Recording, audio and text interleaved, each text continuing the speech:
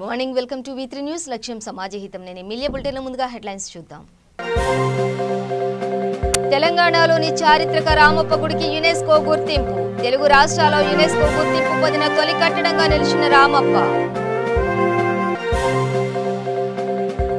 పాడి పరిశ్రమ అభివృద్ధికి ఏపీ ప్రభుత్వం ప్రత్యేక చర్యలు. పశ్చిమ గోదావరి జిల్లాలో బఫెలో రీసెర్చ్ సెంటర్ ఏర్పాటు. చిక్కడపల్లి త్యాగరాయ ఘన సభలో అబ్దుల్ కలాం జాతీయ అవార్డుల ప్రదానోత్సవం. పురస్కారాలు అందజేసిన రాష్ట్ర ఎన్నికల సంఘం కమిషనర్. ఏలూరు మున్సిపల్ పోరులో వైసీపీ ఘన విజయం. 47 స్థానాలకు గాను 44 చోట్ల అధికార పార్టీ ప్రభంజనం. నాగర్ కర్నూలులో రోడ్డు ప్రమాద మృతుని కుటుంబాన్ని పరామర్శించిన టీపీసీసీ చీఫ్. బాధిత కుటుంబాన్ని ప్రభుత్వం ఆదుకోవాలని రేవంత్ రెడ్డి డిమాండ్. డీటెయిల్స్ చూస్తే తెలంగాణలోని రామప్ప గుడి అద్భుత శిల్పకళా నైపుణ్యానికి ప్రతీక. తాజాగా రామప్ప గుడికి అంతర్జాతీయ గుర్తింపు లభించింది. రామప్ప ఆలయాన్ని ప్రపంచ వారసత్వ సంపదగా గుర్తించినట్టు యునెస్కో ఓ ప్రకటనలో వెల్లడించింది. తద్వారా కాకతీయ రాజుల కాలం నాటి శిల్పకళా వైభవం ఖండాంతరాలు దాటింది. చైనాలో జరిగిన ఓ వర్చువల్ సమావేశంలో ప్రపంచ వారసత్వ కట్టడాల కమిటీ ఈ నిర్ణయం తీసుకుంది. కాగా తెలుగు రాష్ట్రాల్లో యునెస్కో గుర్తింపు పొందిన తొలి కట్టడం రామప్ప గుడి. 2020 సంవత్సరానికి గాను భారత్ నుంచి ఇదొక్క ఆలయమే నామినేట్ అయింది. 2019లో యునెస్కో ప్రతినిధులు రామప్ప గుడిని సందర్శించారు. రామప్ప గుడి ములుగు జిల్లా పాలంపేటలో 800 ఏళ్ల కిందట రాజకీయ కాకతీయ హయాంలో నిర్మితమైంది. అపురూప శిల్పాలకు చిరునామాగా విలసిల్లే రామప్ప గుడిని క్రీస్తు శకం 1213లో నిర్మించినట్లు చరిత్ర చెబుతోంది. ఈ గుడి శిల్పి పేరుతో ప్రాచుర్యంలోకి రావడం విశేషం అని చెప్పాలి. ఇది ప్రధానంగా శివాలయం. ఇందులో రామలింగేశ్వరుడు కొలువై ఉన్నాడు. దీన్ని కాకతీయ రుద్రేశ్వర ఆలయం అని కూడా పిలుస్తారు. ఆ కాలంలో ఇంతటి అద్భుత శిల్ప కళా నైపుణ్యంతో మరే ఆలయం లేకపోవడంతో అందులోని దేవుడి పేరు మీద కాకుండా ఆలయాన్ని తీర్చిదిద్దిన శిల్పి రామప్ప పేరిట పిలవడం ప్రారంభించారు. రామప్ప గుడికి అంతర్జాతీయ గుర్తింపు లభించడం పట్ల ప్రధాని నరేంద్ర మోదీ హర్షం వ్యక్తం చేశారు. అద్భుతం! తెలంగాణ ప్రజలకు అభినందనలు. ప్రతి ఒక్కరూ ఈ దివ్యమైన కట్టడాన్ని దర్శించాలని కోరుతున్నాను. అక్కడి శిల్పి సౌందర్యాన్ని వీక్షించి మగ్ధులు కండి అని ట్వీట్ చేశారు.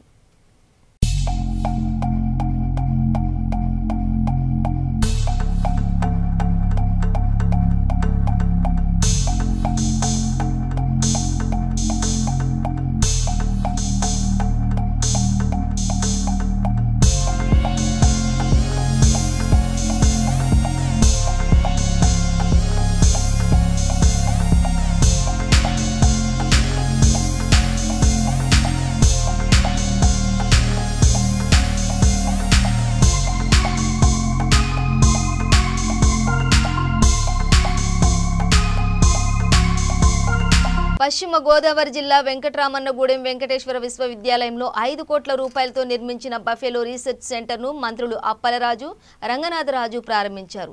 ఏపీ సీఎం జగన్ పాడి పరిశ్రమను అభివృద్ధి చేయడంతో పాటుగా అనుబంధ సంస్థలను కూడా అభివృద్ధి చేస్తున్నారని చెప్పారు.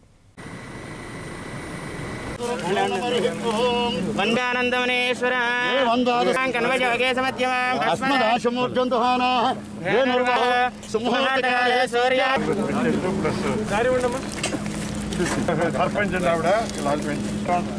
ఓం నక్షత్రామి ఆసందవర్తయామి ఉపయామి ఉదకం పాదయో సర్వేభ్యః సర్వసర్వేభ్యో నమస్తే సత్యోజాతం ప్రపద ఏం చేద్దాం అస్తినాథ ప్రబోధిని తచ్చన్యోరారుణే మహేగా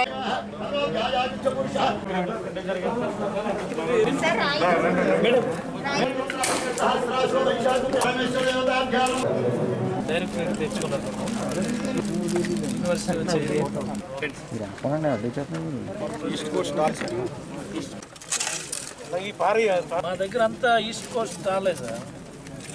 అవి ఉంటాయి.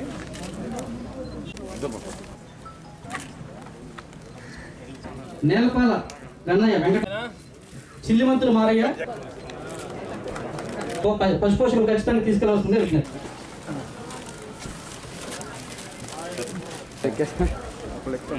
అది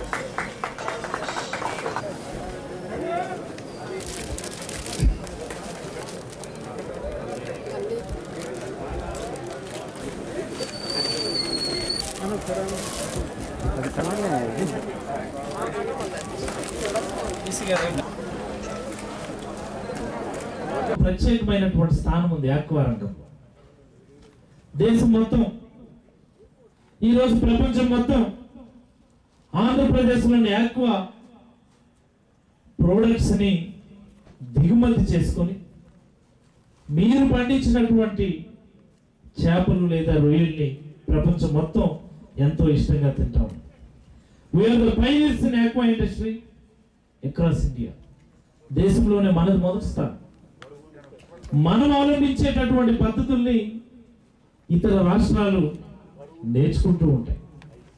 అంటే ఈ మాట ఎందుకు చెప్తున్నానంటే ఈ స్థానం నిర్వహించబడుతూ ఉంది. ఈరోజు ఇక్కడ 4,40,00,000 రూపాయలతోటి వివిధ డెవలప్మెంటల్ కార్యక్రమాలు, భవనాలు మన ప్రీతములు గౌరవనీయులు మన రాష్ట్ర యానిమల్ హస్బెండరీ శాఖ మంత్రులైనటువంటి శ్రీ శ్రీధరి అప్పలరాజు గారి చేతుల మీదుగా ఇవాళ ప్రారంభించుకోవటం జరిగింది. ముఖ్యమైన మంత్రి గారికి నేను మనవి చేసేది ఏంటంటే, ఇక్కడ ఏదైతే ఆచార్య ఎన్జీ ఎంత వయసు వచ్చినా నిత్యం ఏదో ఒకటి నేర్చుకోవాల్సిందేనని రాష్ట్ర ఎన్నికల సంఘం కమిషనర్ పార్థసారథి పేర్కొన్నారు. పొడమి సాహితీ సంస్థ ఆధ్వర్యంలో చిక్కడపల్లి త్యాగరాయ గాన సభలో నిర్వహించిన అబ్దుల్ కలాం జాతీయ అవార్డుల ప్రధానోత్సవ కార్యక్రమానికి ఆయన ముఖ్య అతిథిగా హాజరయ్యారు. ఈ సందర్భంగా డాక్టర్ ముదుగంటి సుధాకర్ రెడ్డికి తెలుగు బుక్ ఆఫ్ రికార్డ్ పురస్కారాన్ని ప్రదానం చేశారు. ముదుగంటి రచనలు సామాజిక స్ఫూర్తికి గీటురాళ్లుగా నిలుస్తాయన్నారు. ఈ కార్యక్రమంలో మేడ్చల్ అదనపు కలెక్టర్ ఏనుగు నరసింహారెడ్డి, అధ్యక్షుడు చిలుమల బాలరెడ్డి పాల్గొన్నారు.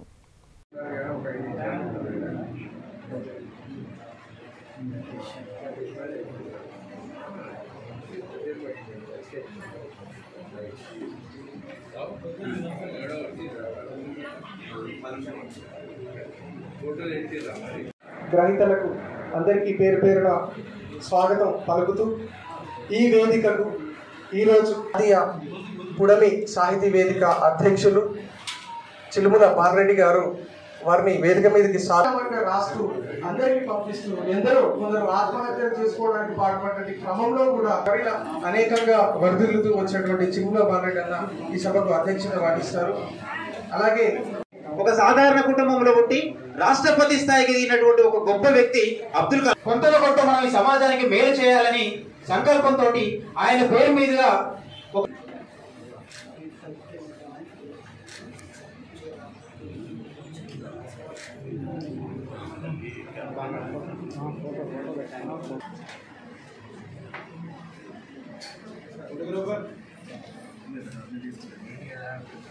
ఇద్దరు పట్టుకోండి సార్, ఇద్దరు చేయండి, పట్టుకోండి, ఇద్దరు పట్టుకోండి.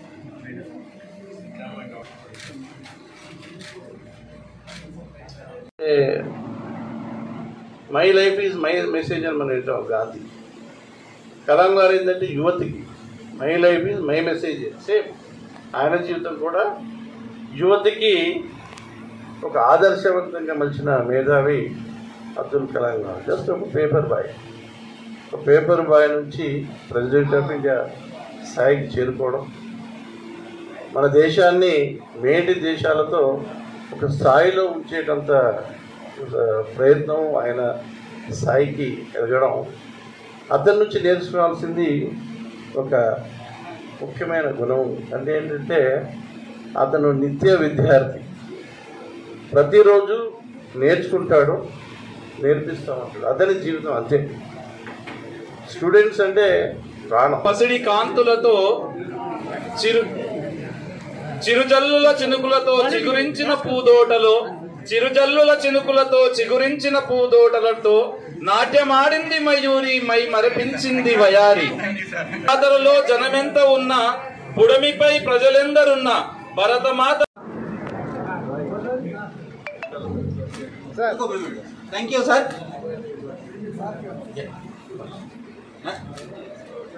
మరో ముఖ్య అతిథి, విశిష్ట అతిథి నరసింహారెడ్డి సార్ గారికి పార్థసారథి సార్ అందిస్తారు. వారికి హృదయపూర్వక అభినందనలు. పశ్చిమ గోదావరి జిల్లా ఏలూరు నగరపాలక ఎన్నికల్లో వైసీపీ ఘన విజయం సాధించింది. అధికారులు ఓట్ల లెక్కింపు ప్రక్రియ నిర్వహించి ఫలితాలను వెల్లడించారు. కార్పొరేషన్ పరిధిలో మొత్తం 50 స్థానాలకు 3 చోట్ల వైసీపీ అభ్యర్థులు ఏకగ్రీవమయ్యారు.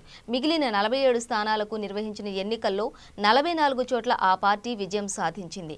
ప్రధాన ప్రతిపక్షం టీడీపీ 3 స్థానాల్లో గెలిచింది. TDP 43, స్వతంత్రులు 39, Janasena 20, BJP 14, Congress 4, CPI 3, CPM 1 స్థానంలో పోటీ చేశాయి. మొత్తం 171 మంది బరిలో నిలిచారు.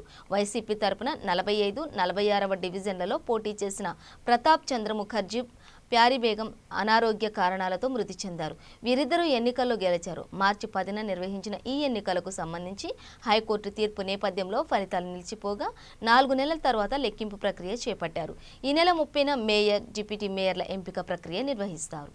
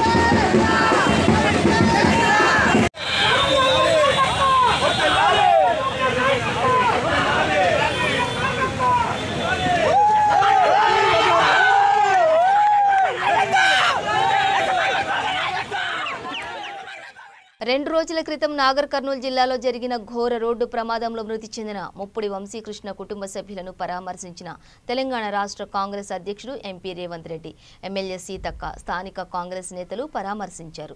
వంశీకృష్ణ తల్లిదండ్రులను ఓదార్చి ధైర్యం చెప్పారు.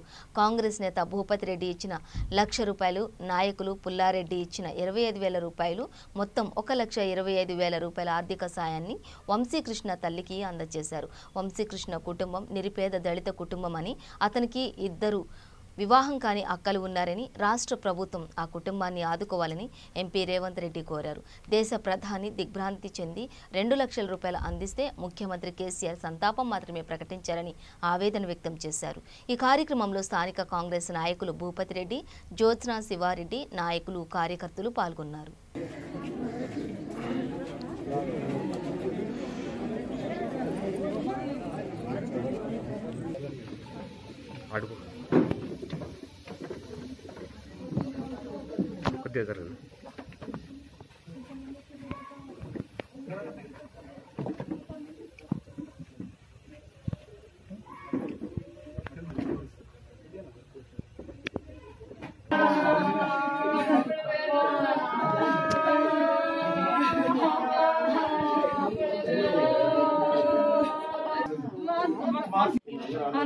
అందరికంటే చిన్నోడు, అందరికంటే లాస్ట్ వాడు. మీరు అడ్డం రావద్దు అన్న, ముందుకు రాకండి, అటే ఉండాలి. జోహార్ వంశీ కృష్ణ, జోహార్ జోహార్ వంశీ కృష్ణ, జోహార్ జోహార్ జోహార్.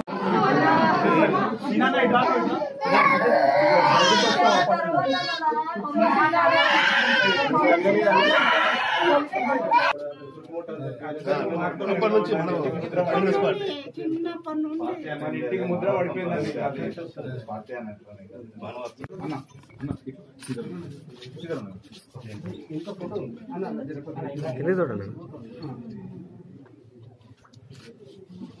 భూపతిరెడ్డి పటేలమ్మ ఇక్కడనే ఉంటాడు.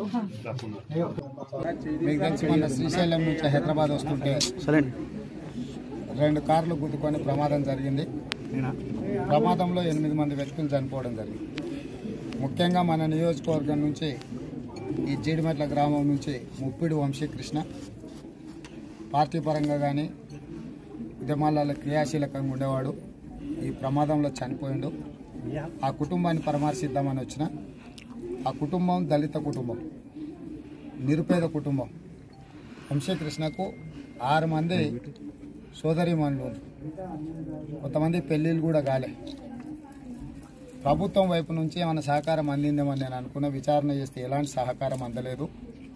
కనీసం ఎంఆర్ఓలు, ఆర్టీఓలు, జాయింట్ కలెక్టర్ కూడా కనీసం కుటుంబాన్ని పరామర్శించడానికి రాలేదు.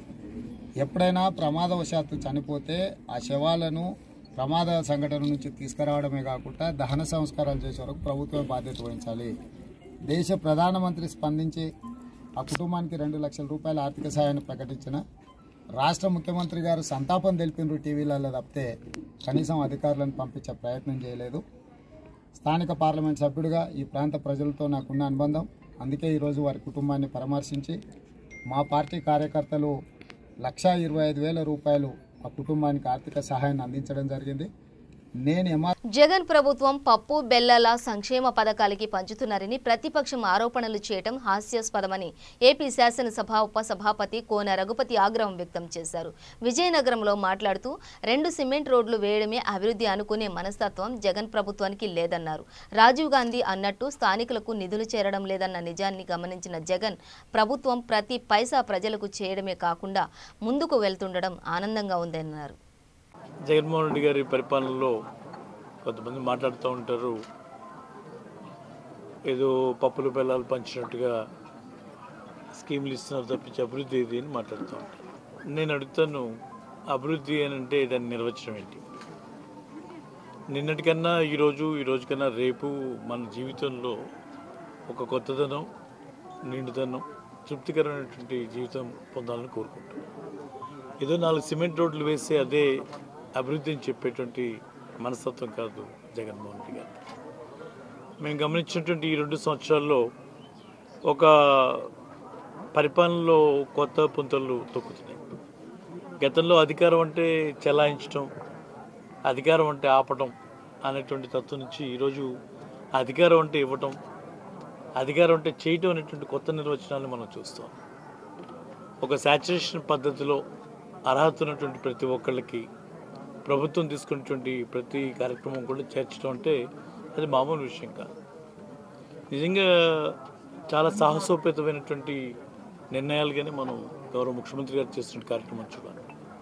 ఎందుకంటే గతంలో మనం చూసాం, ఆనాడు ప్రధానమంత్రిగా ఉన్నటువంటి Rajiv Gandhi on the floor of the house ఆయన కమిట్ చేసిన కామెంట్ ఏంటంటే, ₹1 కేంద్ర ప్రభుత్వం పంపిస్తే పావులో కూడా కిందకి రీచ్ కావట్లేదని ఒక మాట అన్నారు. ఈరోజు మనం చూస్తే ఈ 2 సంవత్సరాల కాలంలోనే దాదాపు ₹1,00,000 కోట్ల నేరుగా సంక్షేమ పథకాల ద్వారా ఎవరి ప్రమేయం లేకుండా, ఏ రాజకీయ నాయకుల ప్రమేయం లేకుండా, ఏ అధికారుల ప్రమేయం లేకుండా అర్హతే ప్రామాణికంగా నేరుగా పంపించడం అంటే అది అంత తేలికైన విషయంగా చెప్పినంత సులువు కాదు. కేంద్రం ఉన్నటువంటి నాయకులకి అపోహలు పోవాలి, అధికారులకు ఉన్నటువంటి వాళ్ళ అధికారం మా చేతుల నుంచి పోతుంది అనేటువంటి ఒక ఫీలింగ్ నుంచి వాళ్ళని బయటకు తీసుకురావాలి. ఇవన్నీ చేసుకుంటూ మరి ఆ సాచురేషన్ విధానంలో తీసుకెళ్ళటం అంటే అది మామూలు విషయం కాదు. ఎవరైనా చనిపోతే ఆ ఖాళీ అయిన పెన్షన్లు ఇస్తామనేవాడు. ఎప్పుడు కాదు 2003లో సంగతి నేను మాట్లాడేది. ఎంతది 75 రూపాయలు. ఆ 75 రూపాయల పెన్షను మూలికి 3 నెలలకు 4 నెలలకు ఒక్కసారి ఇచ్చే పెన్షను ఎవరో చనిపోతే తప్పించి ఇవ్వలేని పరిస్థితి. ఎవరైనా పెన్షన్ కావాలంటే వాళ్ళు ఎదురు చూడాలన్నమాట, ఎవరు చనిపోతారా అని చెప్పి ఎదురు చూడాలి. అటువంటి స్థితిలో 2004లో రాజశేఖర రెడ్డి గారు వచ్చారు. వస్తే ఆయన ఇదే ఇప్పుడు ఈ శాచురేషన్ అని మా జగన్మోహన్ రెడ్డి గారు అంటున్నట్టుగానే ఆ రోజు రాజశేఖర రెడ్డి గారి ఆలోచన కూడా ఇదే తరహాగా ఉండేది. ఆ రోజు కూడా ఆయన మరి శాచురేషన్ పద్ధతిలోనే చేయాలంటుండేవారు. నెల్లూరు ఆటోనగర్లో పలు అభివృద్ధి కార్యక్రమాల్లో మంత్రులు గౌతమ్ రెడ్డి, అనిల్ కుమార్ పాల్గొన్నారు. ఈ సందర్భంగా శంకుస్థాపన చేసిన మంత్రులు ఏపీ ప్రభుత్వం హయాంలో జిల్లాను మరింత అభివృద్ధి చేయడంలో ప్రభుత్వం కృషి చేస్తోందని తెలిపారు.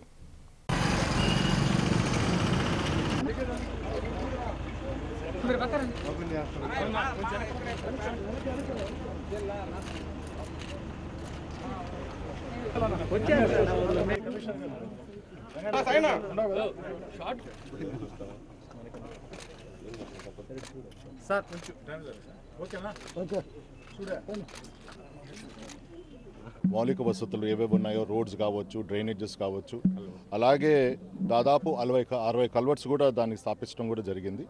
సో తప్పనిసరిగా రేపు రాబోయే రోజుల్లో తొందరగానే ఇది కంప్లీట్ చేసి ఇది ఒక మోడల్ ఎంఎస్ఎంఈ సెంటర్గా తీర్చిదిద్దాలనుకుంటున్నాం.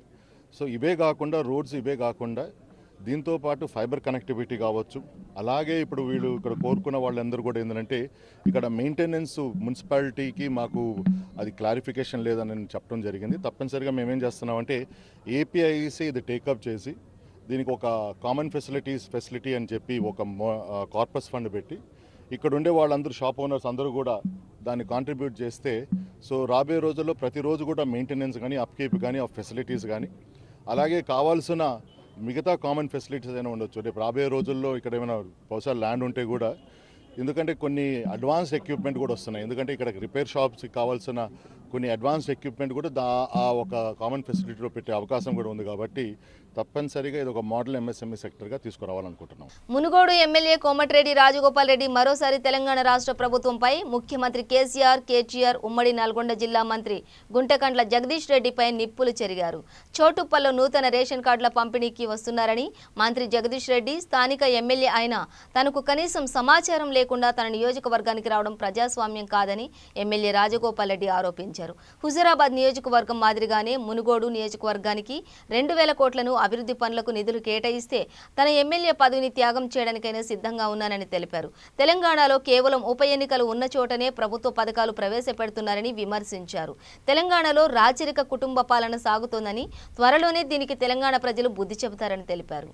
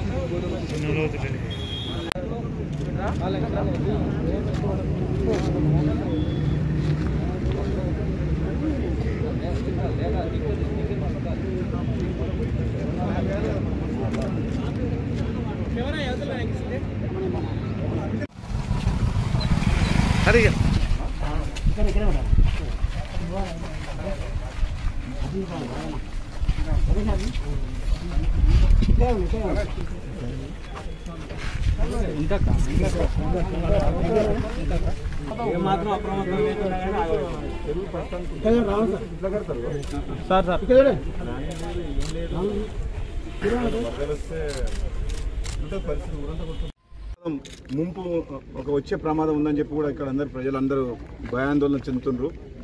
అందులో భాగంగానే ఈరోజు చెరువుని ఏ విధంగా మనం వాటర్ డైవర్ట్ చేయాలని చెప్పి మనం ఈరోజు పరిశీలించడం జరిగింది. వర్షాలు బాగానే పడుతున్నాయి కాబట్టి ప్రజలందరూ కూడా భయాందోళన ఉన్నారు. మేము ప్రభుత్వానికి అంతకుముందు కూడా కలెక్టర్ గారు వాళ్ళందరూ విజిట్ చేసిండ్రు, కానీ ఎటువంటి చర్య కూడా. దురదృష్టం ఏంటంటే ఒక శాసనసభ్యునిగా ఉండి కూడా ఈ ప్రాంతానికి సంబంధించిన సమస్య ఏదైనా ఉంటే ఎవరికి రిప్రజెంటేషన్ ఇవ్వాలి, కలెక్టర్ గారికా, ఆర్డీఓ గారికా, లేకపోతే ఎవరికి మనం రిప్రజెంటేషన్ ఇస్తే, ఎవరికి మనం వినతి పత్రం ఇస్తే ఈ సమస్య పరిష్కారం అవుతుంది అనేది ఇంతవరకు తెలియట్లేదు. ఎందుకంటే మనకు సెక్రటరేట్ లేదు. ఏ మంత్రి కూడా మనం పోయి కలిసే పరిస్థితి లేదు. అదేవిధంగా ముఖ్యమంత్రి గారంటే మనం తిరుపతి పోతే వెంకటేశ్వర స్వామి దర్శనం అన్న దొరుకుతుందో కానీ కేసీఆర్ గారి దర్శనం అయితే దొరకదు. అది మన తెలంగాణ ప్రజలందరికీ కూడా తెలుసు. వాళ్ళు ప్రభుత్వంలో ఉన్న పార్టీ సొంత పార్టీ ఎమ్మెల్యేలకు కావచ్చు. కుత్బుల్లాపూర్ నియోజకవర్గం 131వ డివిజన్ చింతలో శోభన డయాగ్నోస్టిక్ సెంటర్ 3వ బ్రాంచ్ ప్రారంభోత్సవం ఎమ్మెల్యే వివేకానంద ప్రారంభించారు. ఈ సందర్భంగా ఎమ్మెల్యే మాట్లాడుతూ చింతల్ ప్రాంతంలో శోభన డయాగ్నోస్టిక్ 3వ బ్రాంచ్ అధునాతన సదుపాయాలతో స్థాపించడం అభినందనీయమని అన్నారు. ప్రజలకి సరైన వైద్యం అందించాలని ఆసుపత్రి యాజమాన్యాన్ని కోరారు. ఈ కార్యక్రమంలో మాజీ కార్పొరేటర్లు KA Gourish, Boddu Venkateswararao, doctor Dasarathi, doctor Bhupathi, doctor Subrahmanya Swamy, ఆసుపత్రి యాజమాన్యం పాల్గొన్నారు.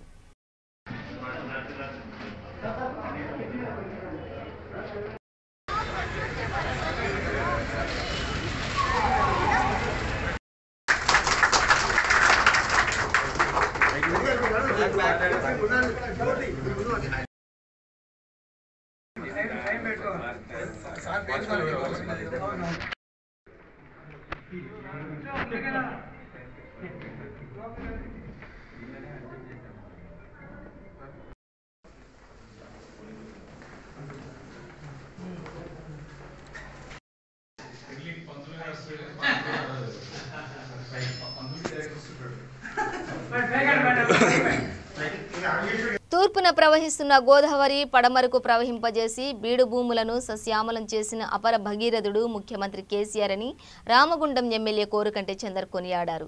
ఎమ్మెల్యే చందర్ గోదావరి నదీ తీరాన్ని సందర్శించారు. నీటి ప్రవాహ తీరును పరిశీలించారు. అనంతరం ఆయన మాట్లాడుతూ తూర్పున ప్రవహిస్తున్న గోదావరి నదిపై కాళేశ్వరం ప్రాజెక్టు కట్టించి నీటిని పడమరకు మళ్లించి రైతులకు సాగునీటిని, ప్రజలకు తాగునీటిని అందించిన మహానేత కేసీఆర్ అని కొనియాడారు. రామగుండం ఎన్టీపీసీ ఆర్ఎఫ్సిఎల్ సింగరేణి వ్యర్థ జలాలు గోదావరిలో కలుస్తున్న నేపథ్యంలో ఆయా పరిశ్రమల యాజమాన్యాలు నీటి శుద్ధి కేంద్రాలు నెలకొల్పి శుద్ధి చేసిన నీటినే గోదావరి నదిలోకి వదలాలన్నారు. అది వారి సామాజిక బాధ్యతగా గుర్తించాలన్నారు. అందుకోసం ఆయా పరిశ్రమల యాజమాన్యాలతో మాట్లాడానని, సహకరించిన పక్షంలో ఎంతటి చర్య తీసుకోవడానికైనా వెనుకాడబోమని హెచ్చరించారు.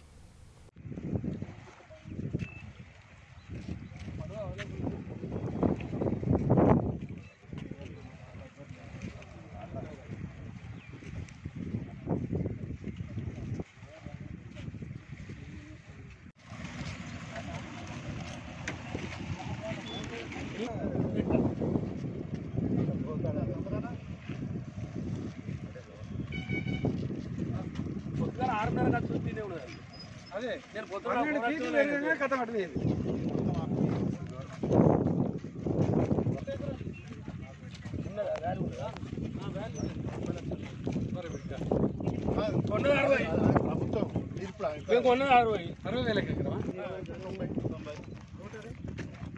తొంభై ఇస్తున్నాడు, డబుల్ ఇస్తారట మున్సిపాలిటీ, గ్రామ పంచాయతీ 3 ఇస్తాను. ఫ్రెండ్షిప్ అన్ఫిట్ కాలేదు, అన్ఫిట్ కాలేదు అందుకే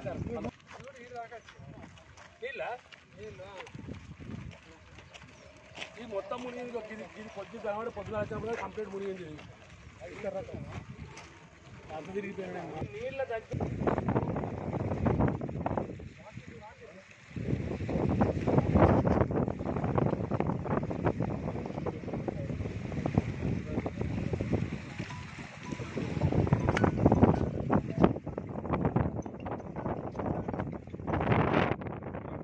ప్రాంతం నుంచి కానీ, ఎఫ్సీ నుంచి వచ్చే ప్రాంతం నుంచి కానీ, ఎట్టిపి నుంచి వచ్చే ఏదైతే మురికి నీరు ఏదైతే ఉన్నదో ఆ మురికి నీరు అటువంటి దాన్ని గోదావరిలో కలవకుండా ఉండడానికి ఇక జనగామ గ్రామం నుంచి జనగామ శివ నీటిని కంప్లీట్గా శుద్ధి చేసి పంపించాలనే ఉద్దేశంతో ఎలాంటి మార్గం తీసుకోవాలి, ఏం చేయాలి అనేది అన్ని ముఖ్యంగా మేము మన ఎమ్మెల్యే గారు దీక్షతోనే ఆలోచిస్తున్నారు. గోదావరి కానీ ప్రజలకు మా మున్సిపల్ కార్పొరేషన్ తరఫున తెలియడం ఏమనగా, మేము గోదావరి నది నీళ్లు మేము మన గోదావరి కానీ ప్రజలకు ఇవ్వడం లేదు. మన నీళ్లు ఎక్కడి నుంచి వస్తున్నాయంటే ఎల్లంపల్లి ప్రాజెక్టు ద్వారా, మిషన్ భగీరథ ద్వారా మొత్తం నీళ్లు శుద్ధి అయ్యి మన ఓవర్ హెడ్ ట్యాంక్లకు వస్తున్నాయి. ఆ ట్యాంక్లో కూడా మేము గ్యాస్ క్లోరినేషన్తో శుభ్రం చేయించి, గ్యాస్ క్లోరినేషన్ చేయించి ఆ నీళ్లు మనము మన గోదావరి గని ప్రజలకు సప్లై చేస్తున్నాము. కాబట్టి ప్రజలందరూ ఈ వేరే వాళ్ళు ఎవరో ఏమో చెప్తున్నారు, ఈ గోదావరిలో నీళ్లు మనకు పంపించి తాగుతున్నారు అనేది ఒట్టి అబద్ధము. ఈ నీళ్లు మేము గోదావరి ప్రజలకు ఇస్తలేము. కాబట్టి ప్రజలందరికీ మేము చెప్పేది ఏమంటే, మనము తాగేది, మన గోదావరి గని ప్రజలు తాగేది మిషన్ భగీరథ నీళ్లు, అన్నిట్లో శుద్ధి అయ్యి వచ్చిన నీళ్లు. దాంతోపాటు మన దగ్గర కూడా మన మున్సిపల్ కార్పొరేషన్ తరఫున ట్యాంకులలో గ్యాస్ క్లోరినేషన్. బులెటిన్ ముగించే ముందు హెడ్లైన్స్ మరోసారి. తెలంగాణలోని చారిత్రక రామప్ప గుడికి యునెస్కో గుర్తింపు. తెలుగు రాష్ట్రాల్లో యునెస్కో గుర్తింపు పొందిన తొలి కట్టడంగా నిలిచిన రామప్ప. పాడి పరిశ్రమ అభివృద్ధికి ఏపీ ప్రభుత్వం ప్రత్యేక చర్యలు. పశ్చిమ గోదావరి జిల్లాలో బఫెలో రీసెర్చ్ సెంటర్ ఏర్పాటు. చిక్కడపల్లి త్యాగరాయ గహన సభలో అబ్దుల్ కలాం జాతీయ అవార్డుల ప్రధానోత్సవం. పురస్కారాలు అందజేసిన రాష్ట్ర ఎన్నికల సంఘం కమిషనర్. ఏలూరు మున్సిపల్ పోరులో వైసీపీ ఘన విజయం. 47 స్థానాలకు గాను 44 చోట్ల అధికార పార్టీ ప్రభంజనం. నాగర్ కర్నూలులో రోడ్డు ప్రమాద మృతుని కుటుంబాన్ని పరామర్శించిన టీపీసీసీ చీఫ్. బాధిత కుటుంబాన్ని ప్రభుత్వం ఆదుకోవాలని రేవంత్ రెడ్డి డిమాండ్. ఇవి బులెటిన్ డీటెయిల్స్. చూస్తూనే ఉండండి V3 న్యూస్, లక్ష్యం సమాజ హితం.